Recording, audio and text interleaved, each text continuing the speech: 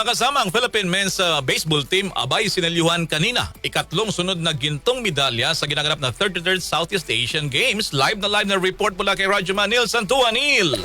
Dinamina ng Philippine Men's Baseball Team ang torneo matapos talunin ng Thailand sa score na 5-3 dahilan para masungkit ang ikatlong gintong medalya ng Pilipinas sa 33rd SEA Games. Matatag ang pitching crew ng Pilipinas mula opening inning hanggang late game habang nag-deliver ang hitters ng clutch RBIs para kontrolin ang momentums ng finals. Sa panalong ito, nananatiling undisputed powerhouse ang Pilipinas sa SEA Games Baseball.